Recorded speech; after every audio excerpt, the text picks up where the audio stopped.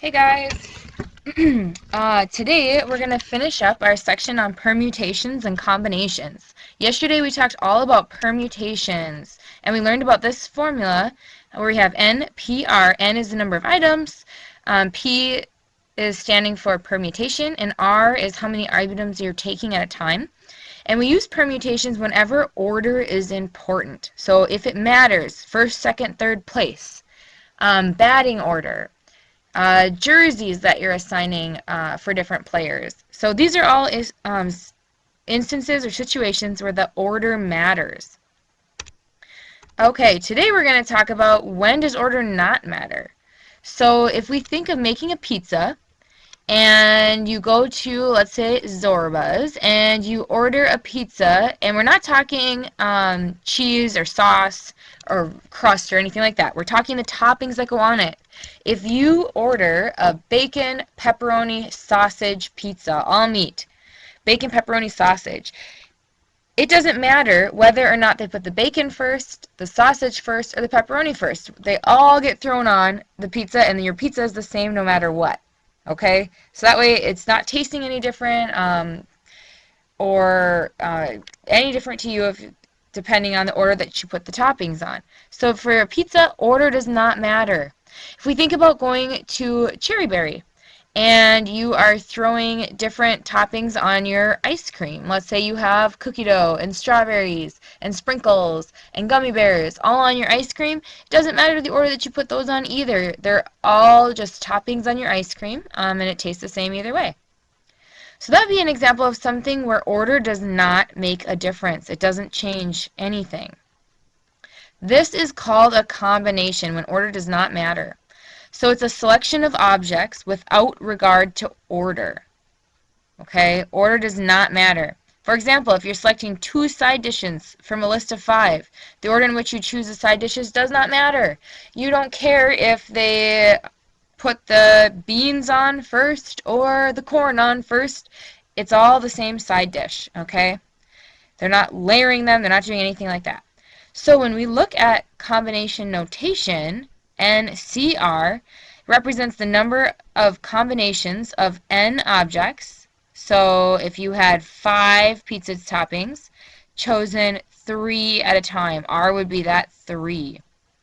Or their example, they said 8, let's think pizza again. 8 pizza toppings, chosen 2 at a time. The formula here, the equation, is almost exactly the same.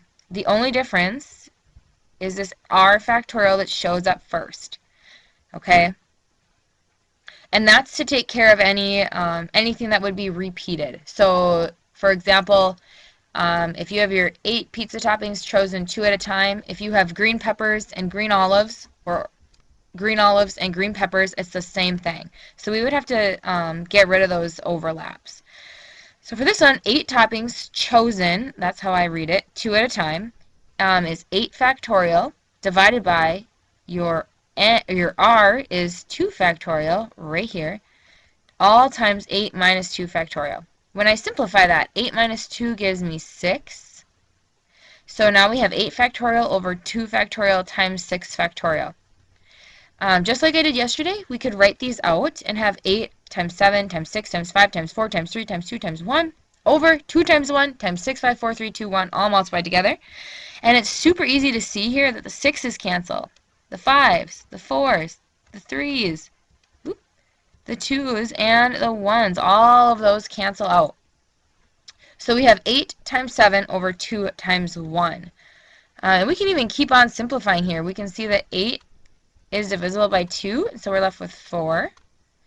And so we do 4 times 7, which is 28 over 1. And we don't need that over 1. We can just leave that as 28. So we have 28 different pizzas that you could create, oopsie, if you are picking from 8 toppings and you're only putting 2 on a pizza at a time.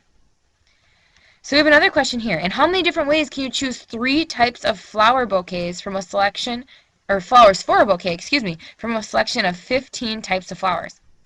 So for this one, if it's just a bouquet of flowers, it does not matter the order in which you choose the flowers or put them in the bouquet. So we have 15, and we're choosing 3 at a time. Okay? So we're going to set up that combination, we have 15 factorial, and I'm going to pause while I write this, divided by 3 factorial times 15 minus 3 factorial. Okay, so let's simplify that denominator first, and I would follow along with me in your notebooks. So 15 factorial over 3 factorial times 15 minus 3 is going to give us 12 factorial. Okay, two ways you can do this. We can do it like we did in this first problem where we canceled a whole bunch of stuff out. Or, yesterday I emailed you a video, and it was part of your lesson yesterday, of how to type in a factorial in your calculator. So you can do that either way. For this first one, I'm going to write it out. So in our numerator, I'm going to have 15 times 14 times 13. Oops.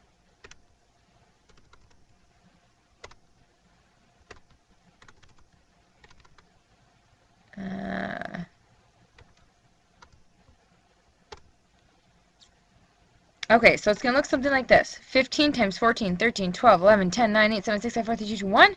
All over 3 times 2 times 1 times 12 times 11 times 10. And you can see what's going to happen again. So once you get used to this, you'll see that you're just going to be multiplying 15, 14, 13, the first three numbers before everything else cancels out. So 12, 11, 10, and those x's are for times here. 8, 7, 6, 5, 4, 3, all of these, 2, and 1. Okay, so what's left is 15 times 14 times 13, all over 3 times 2 times 1. Well, 3 times 2 times 1 is just 6.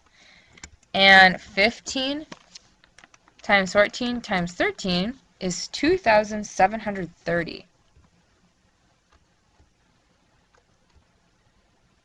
So in your calculators, you're just going to divide 2,730 by 6, and you get 455. Holy buckets. So you have 455 different combinations of flowers if you are picking 3 at a time from a selection of 15. All right, let's do the next one together. And we're actually going to jump to 14, and we're going to try this in our calculators this time. So we're going to have 7 factorial. This is part of the equation. The n, this is your n. This is your r, the 5. So we have 7 factorial over 5 factorial times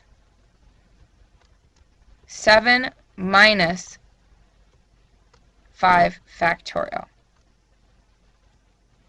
And so what we're going to do next is just simplify that denominator. 7 factorial over 5 factorial times 2 factorial. And instead of writing that whole thing out, we're going to evaluate it in our calculators this time. So get out your calculator. So in your calculator, you're going to type in 7 factorial. And I just did that, and I got 5,040. Whoop. Divided by 5 factorial, which is 120, times 2 factorial is just 2 times 1. I don't need to type that in my calculator. That's just times 2. So our next step, we're going to type in 5,040 divided by 120 times 2, or 240.